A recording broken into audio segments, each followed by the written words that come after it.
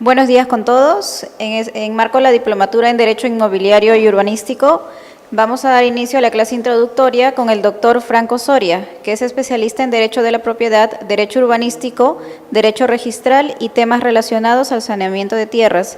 Asimismo, cuenta con conocimientos en gestión pública, se ha desempeñado en cargos como gerente general, gerente de operaciones, gerente de administración, director de gestión del patrimonio estatal y jefe de adjudicaciones de la Superintendencia Nacional de Bienes Estatales. Consultor del área de responsabilidad social empresarial del Grupo Atacocha, consultor legal principal de la Gerencia de Operaciones de la Superintendencia Nacional de Bienes Estatales, consultor legal de proyecto. Bueno, damos pase al doctor Franco Soria. Gracias. Hola. Las próximas 8 semanas vamos a conversar sobre derecho inmobiliario, sobre todo sobre aspectos vinculados a la propiedad predial y a la importancia de tener conocimientos teniendo en cuenta el amplio mercado profesional que hay en esta especialidad del derecho. La clase de hoy, claro, primero cuestiones metodológicas, ¿no? 8 sesiones dura este diplomado. Según lo que me han informado, las clases son de 11:30 a 1:30, cada sesión dura 2 horas, de acá para adelante son 8 clases.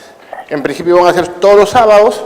Si algún sábado tuviera algún inconveniente para dictar la clase, coordinaré previamente con ustedes para ver la posibilidad de replantearla un día de semana en la noche, ¿no?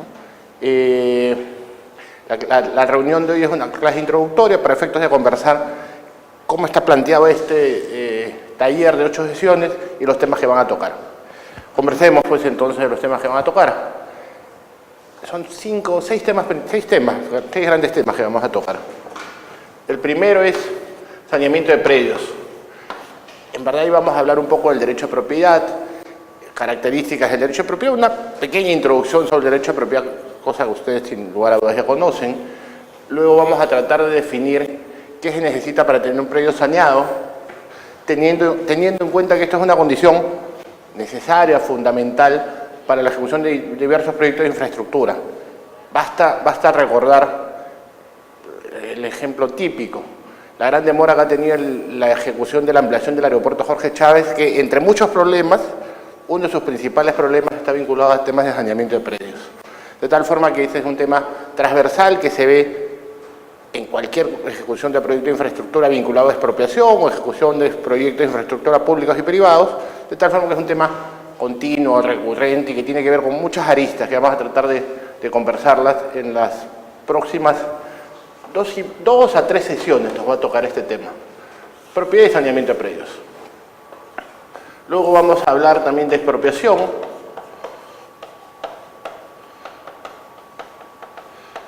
De hecho, la expropiación es una institución que está bastante en boga y que también está vinculada al tema de cerrar la brecha de infraestructura que tenemos en distintos aspectos de los servicios públicos, brecha de infraestructura en transporte, en electricidad, en energía, en salud, en educación. La ley de expropiación, el decreto legislativo 1192, que desde su creación ha tenido 2 modificatorias, el decreto legislativo 1330 y el decreto legislativo 1366, es una norma bastante agresiva, entendiendo como agresiva, una norma que lo que busca es que el Estado, con prontitud, se convierta en propietario del predio y asimismo se convierta en poseedor del predio. La ley establece una serie de mecanismos para que el Estado tome posesión del predio. Porque claro, la toma de posesión va a posibilitar el inicio de la ejecución del proyecto de infraestructura. Y la mirada de la ley está claramente destinada a eso. Históricamente el Perú se ha demorado muchísimo en la ejecución del proyecto de infraestructura. Vuelvo a mi ejemplo inicial, el aeropuerto Jorge Chávez. Y la ley lo que busca es evitar eso, entre otras cosas, pero uno de sus principales acercamientos es tratar de acelerar la ejecución de los proyectos de infraestructura. Y tanto es así que en su exposición de motivos así lo menciona. Esta ley busca acelerar. Vamos a hablar de la ley de expropiación y del proyecto de expropiación en una sesión y media probablemente, entre 1 y 2.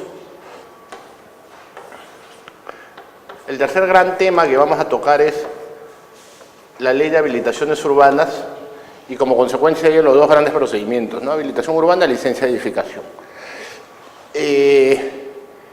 Claro, la ley de habilitaciones urbanas, la 29090, que es del año 2007, es la ley que en la historia del Perú más modificaciones ha tenido.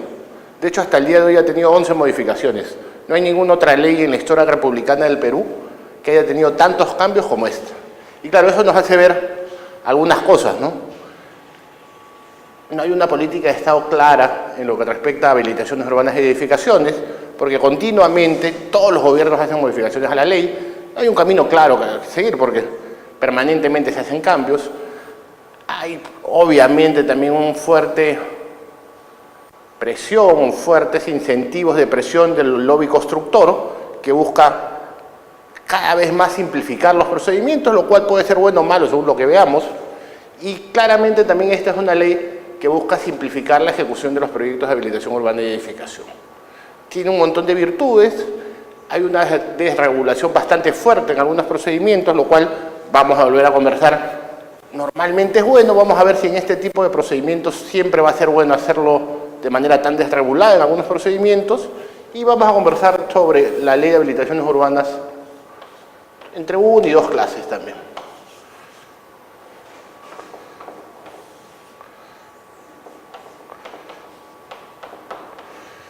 El otro gran tema que vamos a desarrollar es la propiedad exclusiva y propiedad común, que cuando yo estudié en la universidad se llamaba propiedad horizontal, es lo mismo. Se llamaba propiedad horizontal antiguamente porque, claro, a diferencia de la propiedad predial de una casa, por ejemplo, en donde tu límite horizontal y vertical, tu límite vertical está dado hasta la utilidad económica. El Código Civil indica que la propiedad predial tiene su límite hacia arriba y hacia abajo en la utilidad económica, y la utilidad económica lo define la municipalidad, pues, en las normas de zonificación, porque en tu certificado de zonificación o en tu certificado de parámetros urbanísticos te indica cuántos pisos puedes construir. De tal forma que tu proyección de tu propiedad se va a manifestar hasta lo que la municipalidad te diga, no más. Pero claro, en el Perú continuamente mucha gente viola las normas urbanísticas, pero ya estamos hablando de una construcción irregular. En principio la norma te permite construir 4 pisos y esa es la máxima potencialidad que puede tener tu propiedad predial, los 4 pisos. En los edificios, que es el ejemplo clásico de propiedad horizontal, como se llamaba antiguamente, se llamaba así porque el límite es horizontal, pues, porque tú estás en el 2.º piso y tú no puedes ir más allá del límite horizontal que te da el 3.er piso, el departamento que está encima tuyo. Y así sucesivamente, había un límite claramente horizontal. Por eso se llamaba antiguamente ley de propiedad horizontal. Actualmente la ley se llama ley de propiedad exclusiva y propiedad común porque se enfoca en los 2 elementos principales de este régimen, ¿no? Claro, en un edificio hay propiedad exclusiva, mi departamento, respecto al cual yo puedo ejercer todos los atributos del derecho a propiedad: usar, disfrutar, disponer, reivindicar, con las limitaciones propias de no vivir en una casa sino en un departamento, ¿no? Porque voy a tener que tener muchas mayores restricciones teniendo en cuenta la vida en común que hago en un departamento o en un condominio. Tendré que hacer menos bulla, no podré construir en ciertas horas, me tendré que regular o autolimitar por las normas que establece el reglamento interno del edificio, una serie de limitaciones. Pero finalmente el departamento es mío, yo lo puedo vender, hipotecar, alquilar, según lo que establezca. Y también hay bienes de propiedad común: la escalera, el ascensor, las columnas, los pasadizos. Hay algunos edificios que tienen, o condominios que tienen, un montón de áreas de recreación, áreas de juegos para niños, salas para reunión de los propietarios, piscina en algunos, cancha de tenis en algunos condominios bastante grandes. Todos esos bienes de propiedad común tienen una normativa específica, parecida a la copropiedad, pero que no es copropiedad. Vamos a analizar un poco de ellos, vamos a hablar de algunos temas importantes, como son los aires, el régimen jurídico de los aires, si estos constituyen necesariamente propiedad exclusiva o propiedad común o cómo se regula. Vamos a hablar del proceso de independización de predios. Vamos a analizar si todas las normas que establece el reglamento interno de un edificio son de obligatorio cumplimiento o claramente hay normas del reglamento interno que pueden vulnerar principios de carácter legal o constitucional. Pero claro, ¿qué es lo que permanentemente se discute al día de hoy? Un reglamento interno podrá prohibir que en ese edificio hayan mascotas. Un reglamento interno podría prohibir eventualmente o desde el origen una constructora podrá edificar y proyectar un edificio destinado a, qué sé yo, a personas menores de 35 años y buscar evitar que en ese edificio vivan personas mayores, porque claro, por la tecnología, por las características propias del edificio, un edificio ecológico, muy tecnológico, personas que usan bicicletas y no autos, se podría segmentar la oferta a personas jóvenes y prohibir esa oferta a personas mayores. De hecho, eso se da ya en Europa. En algunos países de Europa hay edificios que están estructurados y diseñados para personas menores de 30 años, ¿no? Porque es una oferta que está segmentada de esa forma. Lo que se discute es si esa segmentación de oferta constituye o no violación a principios constitucionales. Y un poco que vamos a conversar de eso. Saneamiento de propiedad, expropiación, habilitación urbana, licencia de edificación, propiedad exclusiva y propiedad común. Son los 5 grandes temas que vamos a desarrollar en las próximas 8 semanas. De hecho, es un poco ambicioso el temario porque en verdad son 16 horas. Vamos, como entenderán, a tocar los puntos principales de todas estas 5 instituciones, porque en realidad, si quisiéramos desarrollar convenientemente expropiación, es decir, en todos sus matices, tendríamos que tomar las 16 horas, sin lugar a dudas. Y yo creo que casi en cualquiera de los temas, expropiación, saneamiento de predios, pero vamos a tratar de tocar lo principal. Este taller busca sobre todo ser eminentemente práctico, así que yo les suplicaría que, de ser posible, antes de las reuniones, revisen. Yo he proporcionado al Instituto materiales de lectura de todos los temas. Básicamente autores nacionales, porque hay mucha literatura extranjera que es bastante buena, muy buena, pero yo he tratado de poner autores nacionales porque reflejan más la realidad nacional y tienen un acercamiento más directo, ¿no?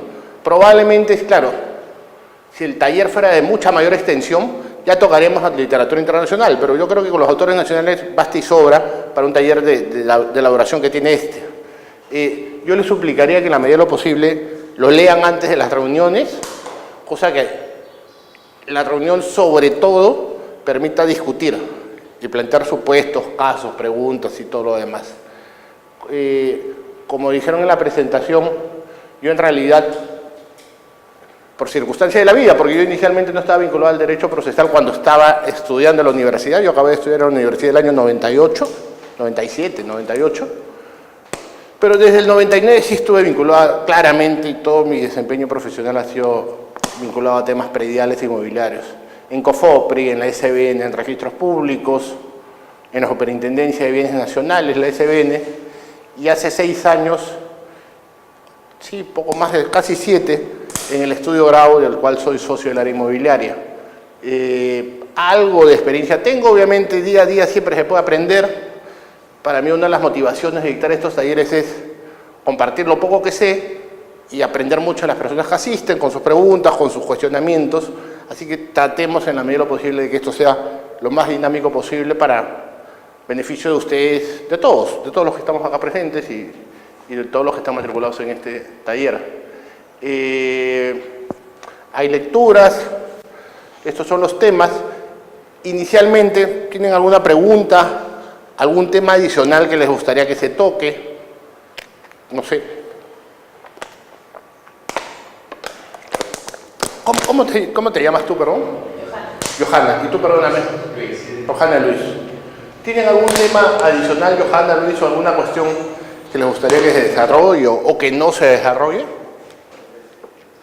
En realidad lo que yo me preguntaba respecto a este punto, que iba a ser el tema de los procedimientos de habilitación urbana y licencia de edificación.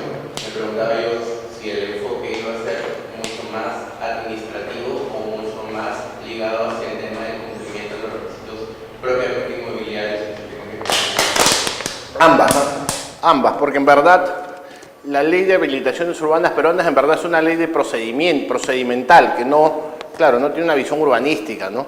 Es una ley de requisitos, es una ley de requisitos y de procedimientos, ¿eh? Con lo cual en verdad cualquier acercamiento a la ley de habilitaciones urbanas inicialmente es bastante procedimental, pues, ¿no? Porque ABCD, requisitos de ABCD, claro, hay un montón de modificaciones que establecen ciertas cuestiones que pueden facilitar o no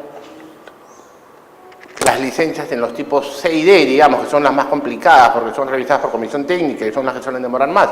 Eso es lo que vamos a conversar con más detenimiento, pero en verdad el tema inicial que va a ser transversal a todos son los que vamos a ver inicialmente, saneamiento de predios, porque eso va a ser transversal a expropiación, habilitaciones urbanas, a propiedad horizontal, a copropiedad, que vamos a tocar un poquito. Este gran tema es transversal a todo, porque claro, problemas de saneamiento se ven en expropiación, en habilitaciones urbanas, en licencia de edificación. Esta va a ser, digamos, la gran matriz del taller y luego, claro, vamos a tocar específicamente los demás temas. La habilitación urbana sí, pues, tiene de ambas, pero yo pensaría que más es administrativa que inmobiliaria, pues, ¿no? Sin lugar a dudas. ¿Tú, Ivana?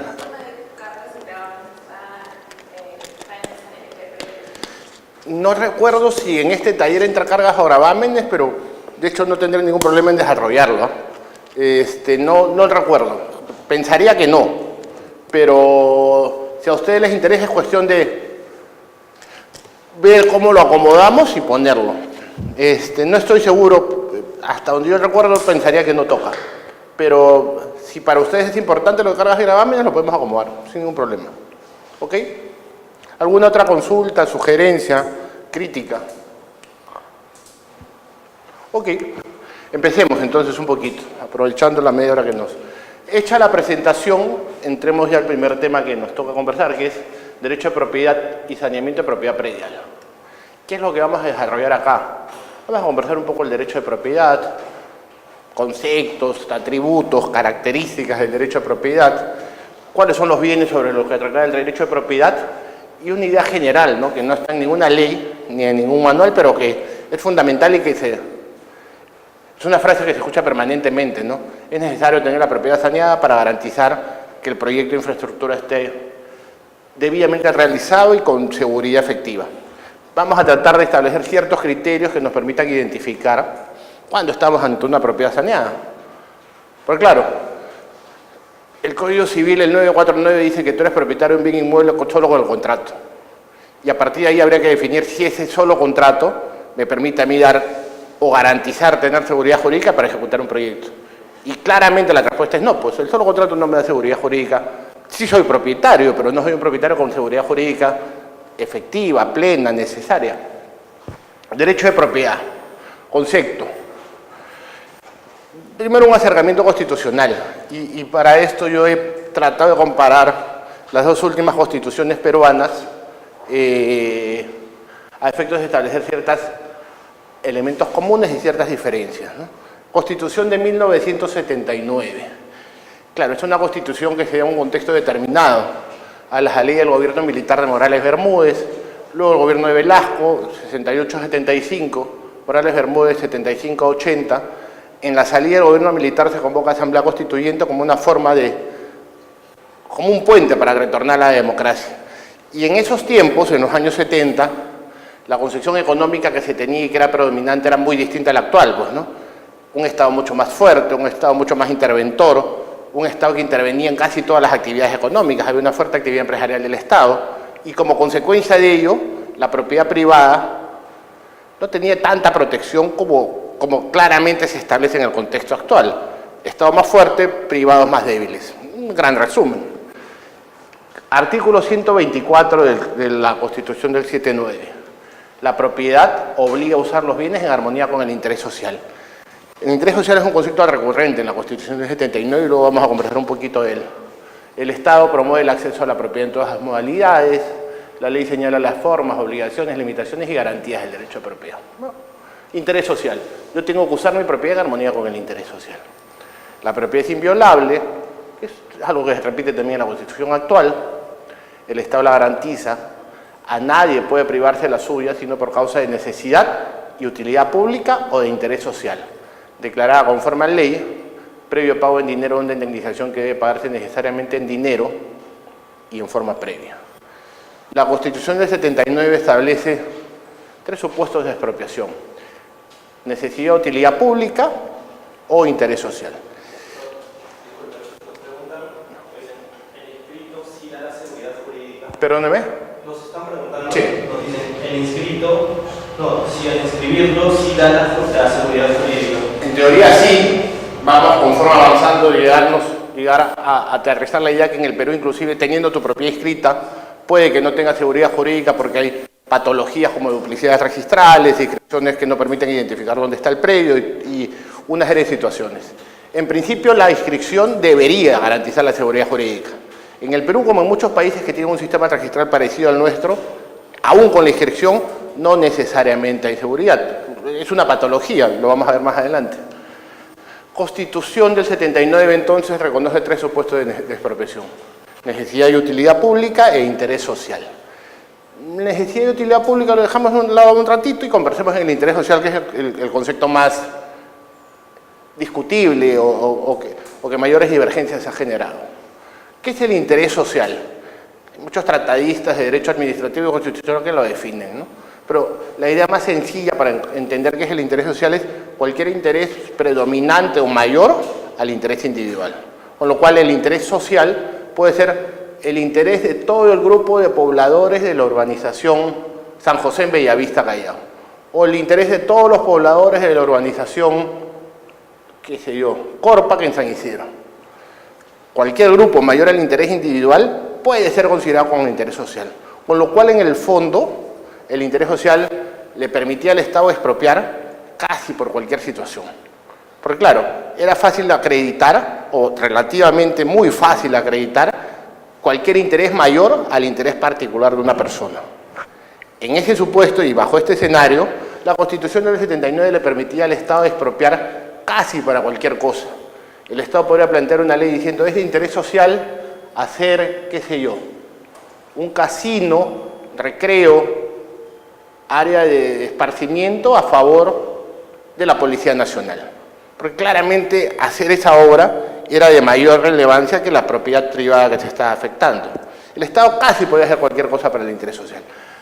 ¿Cuáles eran las expropiaciones que históricamente, solo para hacer la idea, perdón, se han dado al amparo de la Constitución del 79, amparadas en el interés social, y antes del 79? La expropiación que más discusión ha generado en la historia del Perú, y que la vamos a hablar luego cuando hablamos de expropiación, es la reforma agraria. Y la reforma agraria claramente se sustentó en interés social.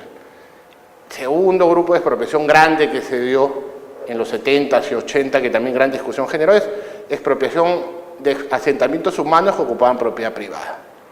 Porque claro, ahí la discusión era, ¿para qué vas a quitarle la propiedad a un grupo para titular a otro grupo? Porque claro, el concepto de interés social era el que predominaba. Sí, perdóname. Pero sobre eso yo creo que en realidad se debería hacer un poco más la distinción del tema del interés colectivo y por un lado, y del otro lado el interés social, que en realidad dentro del contexto de la Constitución del 79 me parece que no lo era tal, porque la Constitución del 79 era como que tenía pinceladas socialistas y en cierto modo lo que buscaba era la protección de lo que el Estado consideraba que era beneficioso para un grupo determinado de personas. Ya lo que ocurrió con el tema de la reforma agraria. Claro. O sea, le quito a los terratenientes para finalmente titular las tierras de los campesinos. Claro, pero en realidad la reforma agraria se dio antes de la Constitución del 79. De hecho, se inicia en el gobierno de Belaúnde, claro, en el 68, antes del golpe militar, pero Velasco la acentúa con mucha mayor intensidad. Con lo cual... A lo que voy es a la pincelada socialista que tiene la definición de interés social dentro del contexto de la... Sí, yo no sé si tanto socialista, porque en verdad la Constitución del 79 fue dada con mayoría aprista. O sea, digamos, los apristas fueron los que configuraban el contexto constitucional, pero claramente tiene una función socialista de los tiempos, ¿no? Socialista intervencionista, en todo caso, que lo que buscaba era un Estado más fuerte, un Estado que haga cosas y como consecuencia hay una propiedad privada menos protegida. Por eso, o sea, interés social uno puede escuchar 20 conceptos. Accidente de ría, pareja, tratadistas de derecho administrativo, constitucional, tienen distintos conceptos. El más fácil de entender es, interés social es cualquier interés mayor al interés individual. Cualquiera. Y a partir de eso el Estado en verdad casi podría expropiar por cualquier cosa. Todos los conceptos jurídicos de este tipo, interés social, necesidad pública, utilidad pública, seguridad nacional, que está en la Constitución actual, son conceptos jurídicos estándar, pues, ¿no? Con lo cual, el mismo concepto en el tiempo puede tener distintas interpretaciones, va variando. Pero claro, interés social, cualquier interés mayor al individual. ¿Qué permite eso al Estado? Expropiar cuando le dé la gana. Tu propiedad privada, entonces, no tiene una garantía efectiva porque el Estado lo puede expropiar cuando quiera. ¿Eso es bueno o malo? Depende del régimen económico que quieras estar, pues, ¿no? En un régimen económico con un Estado fuerte, interventor, que hace actividad económica, que es el promotor de la economía, modelo que yo creo que es equivocado, claramente es lógico que el Estado pueda expropiar por interés social. En esa línea estaba la Constitución del 79. Cuando se modifica la Constitución del 79 con la Constitución del 93, el debate principal era ese. Necesitamos que... Claro, acuérdense que la Constitución del 93 se da luego el golpe de Estado del 5 de abril y en un contexto económico que el Perú era peor que Etiopía, peor que cualquier país africano completamente de cuarto, quinto mundo. Luego el gobierno aprista, el Perú está en una situación económica calamitosa, ¿no? Esta Constitución, y podemos estar de acuerdo o no con todo anterior del gobierno Fujimori, con el golpe de Estado, pero esta Constitución lo que de alguna forma busca, con todos sus muchísimos defectos, es establecer un régimen económico de una economía de mercado y desmontar el Estado intervencionista y el Estado de actividad empresarial en casi todos los sectores, porque antes del 90 el Estado intervenía en luz, en agua, en minería, en electricidad. El Estado intervenía en todas las actividades económicas. Esta Constitución, e incluso antes de esta Constitución, este Estado tan grande se fue desmontando. Y la Constitución del 93 lo que busca era ya establecer bases constitucionales para un régimen económico en el cual la iniciativa privada sea el motor de la economía y ya no tanto el Estado. ¿Qué es lo que dice el artículo 70 de esta Constitución? Inicialmente lo mismo, ¿no? El derecho a propiedad es inviolable, que es una frase que está, digamos, en todas las constituciones o los acuerdos internacionales sobre propiedad, porque es una garantía que el Estado da. El Estado la garantiza, se ejerce en armonía con el bien común, ya no interés social, sino bien común, que es un concepto distinto, ¿no? ¿Qué es la idea más fácil de un bien común? Un bien que beneficia a la colectividad en general, pues, ¿no? A la sociedad en su conjunto, no a un grupo determinado, y dentro de los límites de la ley. A nadie puede privarse de su propiedad sino exclusivamente por causa de seguridad nacional o necesidad pública. Claro, las causales de expropiación cambian, pues, ¿no? Ya no hay interés social como causal de expropiación, sino se habla de seguridad nacional y de necesidad pública. Y esa es una garantía de la propiedad privada. Tu propiedad privada solamente va a poder ser afectada por esos dos supuestos que establece la Constitución. Seguridad nacional es un concepto mucho más fácil de plasmar en la realidad, pues, ¿no? Pero cuando habrá un supuesto que vulnere la seguridad nacional, que ojalá no suceda nunca, guerra exterior o guerra interna, conflicto interno.